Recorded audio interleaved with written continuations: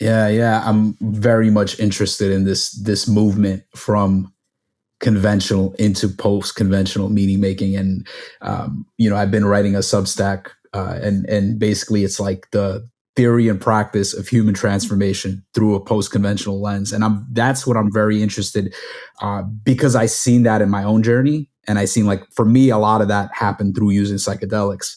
And that kind of made me see through the sense of the self being a solid self, or me being completely responsible for my life, and then just seeing, like, how moving into that there's so many different challenges, whereas before you're kind of like in this mainstream and you're kind of just doing what most people are doing, and then you move outside into the fringes, and now you're like, there are these environments and communities where these practices and these ways of being are cultivated, but still, when you're moving around through the world, most of the people you're going to be interacting with are still functioning through this way. So a lot of the stuff that becomes interesting to you, or the things you're thinking about, or like the concept, like you could entertain a concept like the lottery of birth. For some other people, they're just like, what is this talking about? Like, what is this? Like, trying to explain to somebody that the mind is not confined to the brain, that haven't moved into that space or haven't had some of these experiences. It's just like they can't. They still think, they completely are convinced that all consciousness is a byproduct of just neurons firing, right?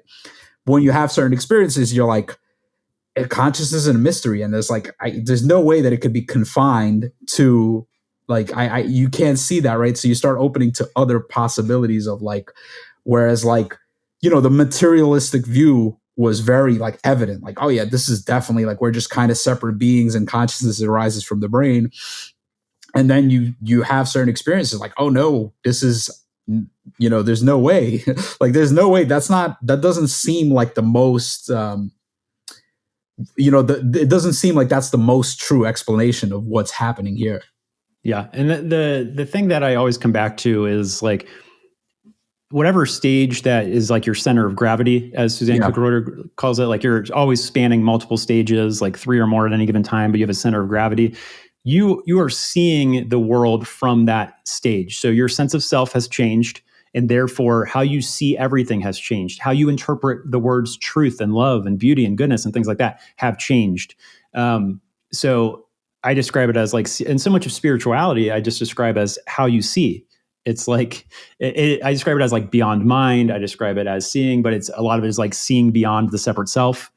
But how you see, if you're at a post-conventional stage, you can see more or more holistically.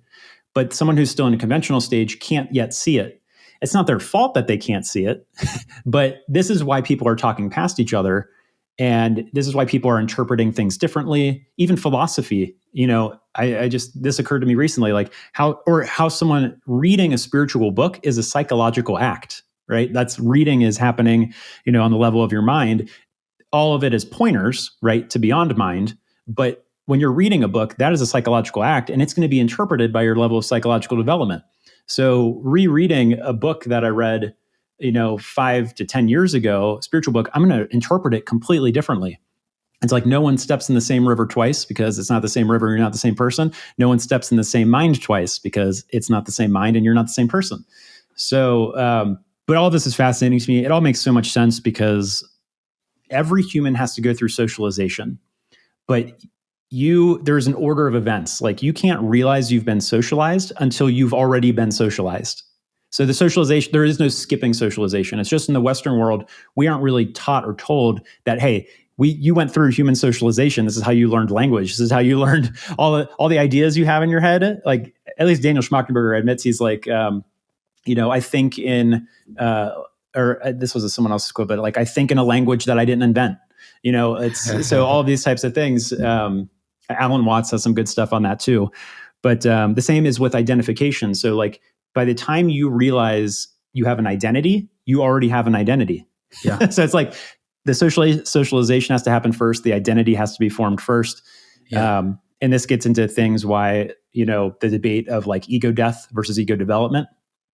Whereas like Suzanne Cook-Reuter's model ends with like transcendence or like witnessing presence or anything like that.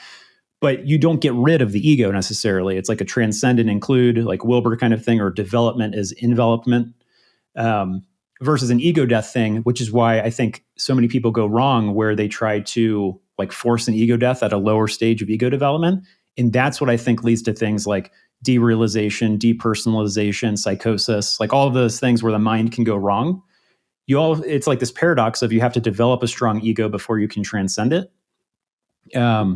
But that's all fascinating to me too, in terms of like, and it's the difference between Wilber's states and stages. Like you can have a spiritual experience, but might not be able to integrate it because it's experienced from a lower stage of development. All of that stuff seems to make sense now. But again, these are just pieces of the puzzle that over years start to come into more clarity and picture over time.